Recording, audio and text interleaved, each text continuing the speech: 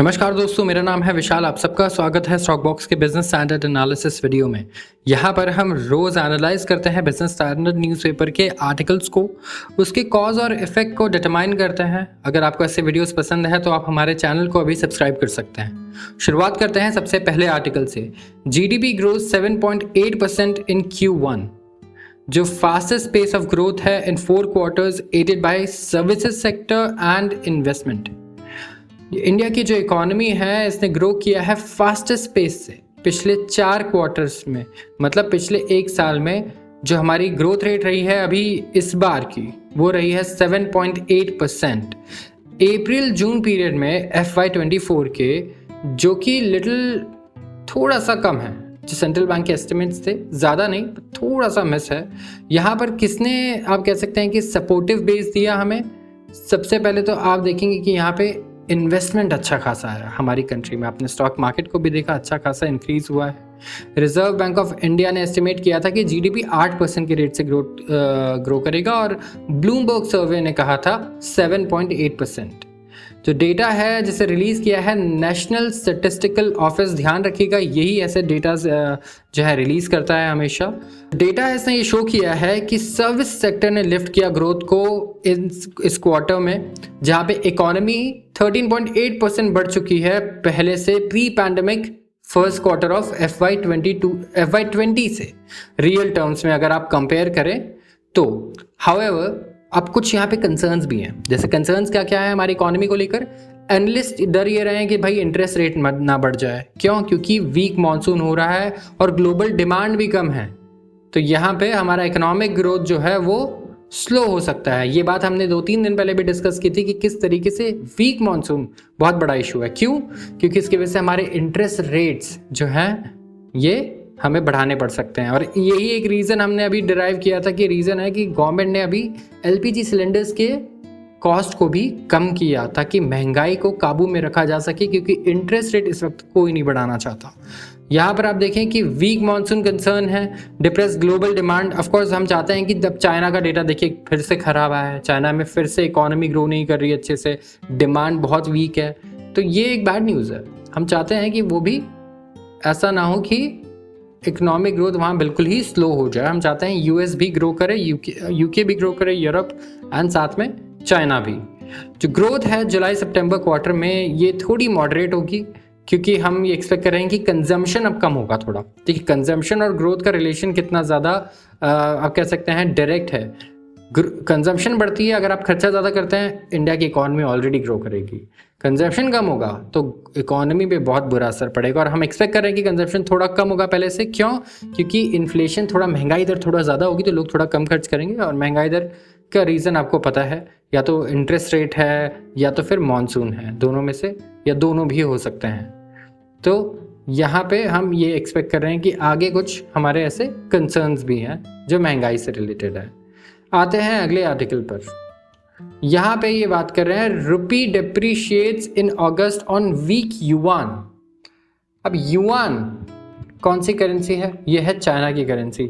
आप सब लोग जानते होंगे युआन चाइना में यूज़ होती है, और युआन वीक रहा जिसकी वजह से अगस्त के महीने में रुपी ने भी डेप्रीशिएशन दिखाया, रुपी में भी गिरावट आई। अब की क्या रिलेशनशिप है और हमें देखना होगा ऐसा क्यों हुआ। तो रुपी डेप्रिशिएट हुआ है बाय 0.6% या फिर 54 पैसे अगस्त में। क्यों?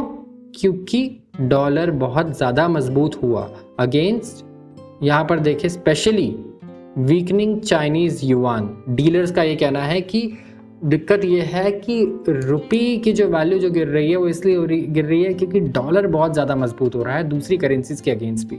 जैसे, और जब देखिए भले ही रुपी में कोई ऐसी आप कह सकते हैं वीकनेस ना दिखे, लेकिन अगर जो बास्केट ऑफ करेंसीज है वहाँ पर आप यूरो को देख लीजिए, पाउंड को देख लीजिए और युआन को देख लीजिए, अगर डॉलर इनके अगेंस्ट स्ट्रांग हो रहा है तो ऑफकोर्स रुपी पे भी वहाँ फ़र्क पड़ता है, और रुपी पे भी सेलिंग प्रेशर आता है और वहाँ पे वीकनेस आपको दिखती है।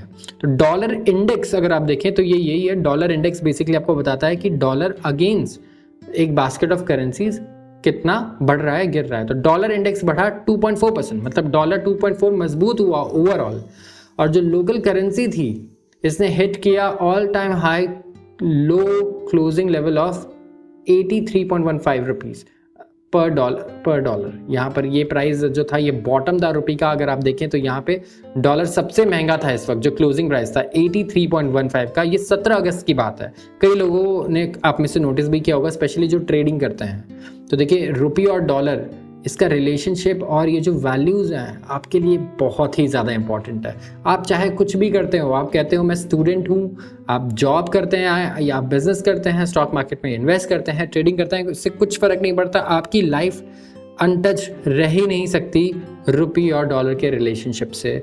आपकी लाइफ पे इसका बहुत ज़्यादा असर पड़ता है अगर आप फाइनेंशियल सिस्टम में प्रेजेंट हैं। तो जो इंडियन यूनिट है ये डिप्रिशिएट हुई 0.3%, और ये पहले भी गिरी थी इस कैलेंडर ईयर में 0.1%। यहाँ पर आप देखेंगे जो रुपये डिप्रिशिएशन है अगस्त में, इसका प्राइमरी रीज़न यही है कि डॉलर इंडेक्स बढ़ गया है, डॉलर दूसरी करेंसीज के अगेंस्ट मजबूत हो गया, तो रुपये पे भी प्रेशर आ गया है यहाँ पे। और यहाँ पे देखिए एक और रीज़न, दूसरा रीज़न क्या बताया गया है एनालिस्ट द्वारा, उन्होंने कहा है कि क्योंकि आप देखिए यूएस में इंटरेस्ट रेट बढ़ रहे हैं, जो बॉन्ड यील्ड्स हैं, मतलब यूएस में अगर आप फिक्स डिपॉजिट भी करेंगे तो आपको पैसे ज़्यादा मिलेंगे, या गवर्नमेंट बॉन्ड्स खरीदेंगे तो पैसे ज़्यादा मिलेंगे। तो जब भी किसी कंट्री में अगर वो इंटरेस्ट रेट उनके बढ़ते हैं ना, तो वहाँ की करेंसी भी स्ट्रांग हो जाती है। क्यों हो जाती है? क्योंकि लोग भाग कर आते हैं वहाँ पे, कहते हैं कि मैं शेयर मार्केट में पैसा क्यों लगाऊं, मुझे फिक्स्ड इंटरेस्ट जो है रिस्क फ्री, जीरो रिस्क पे मुझे अगर 6% मिल रहे हैं, 7% मिल रहे हैं, तो मैं इस कंट्री में पैसा लगाऊंगा इसके बॉन्ड्स पे, क्योंकि कंट्री मुझे पता है कभी भी डिफॉल्ट नहीं करेगी। तो यूएस की भी ऑफकोर्स ऐसे ही इमेज है कि कभी डिफॉल्ट नहीं करेगी। तो जब वहाँ इंटरेस्ट रेट बढ़ गए तो लोगों ने सब वहाँ पैसा लगाना है, तो आपको डॉलर में लगाना होगा, तो डॉलर खरीदना होगा, तो डॉलर की वैल्यू ऑलरेडी बढ़ जाएगी। बेसिक डिमांड सप्लाई का ये रूल है, अगर डिमांड ज़्यादा बढ़ेगी तो प्राइस भी बढ़ेगा, और फिर उसके बाद लोग डॉलर में कन्वर्ट करके लगाएंगे वहाँ के बॉन्ड यील्ड्स में पैसा कमाने के लिए। तो एक रीज़न ये है। तो यहाँ पे हम इसे कंट्रोल कैसे करते हैं? देखिए आरबीआई ने इंटरवीन किया यहाँ पे, रिजर्व बैंक ऑफ इंडिया ने फॉरेन एक्सचेंज मार्केट में, जहाँ पर आरबीआई ने डॉलर्स को बेचा रुपये को प्रोटेक्ट करने के लिए फर्दर डिप्रीसिएशन से। तो ये भी बेसिक डिमांड सप्लाई का रूल है। यहाँ पर क्या किया आरबीआई ने, देखा कि अच्छा डॉलर की डिमांड बहुत ज़्यादा है मार्केट में, इसीलिए रुपये के अगेंस्ट डॉलर बढ़ रहा है, तो उन्होंने ढेर सारा डॉलर जो उनके पास रिजर्व था उनमें से काफ़ी सारा मार्केट में बेच दिया। तो उन्होंने मार्केट में सप्लाई क्रिएट कर दी। तो जब सप्लाई आ गई तो प्राइस भी नॉर्मलाइज हो जाएगा, या तो नीचे आएगा, या फिर अगर लेट्स से डिमांड अच्छी खासी रहती है तब भी वहाँ पर एटलीस्ट प्राइस फ्लैट होगा, फ्लैट ट्रेड करेगा, बढ़ना तो ज़रूर कम होगा ही वहाँ पर। तो आरबीआई इस तरीके से कंट्रोल करती है और इस तरीके से इंटरवीन करती है मार्केट्स में। तो आज अगर आपको वीडियो पसंद आई हो तो ज़रूर इसे लाइक करें और सब्सक्राइब करना ना भूलें हमारे चैनल को, ऐसे ही और वीडियोस देखने के लिए हर रोज़। बहुत बहुत धन्यवाद।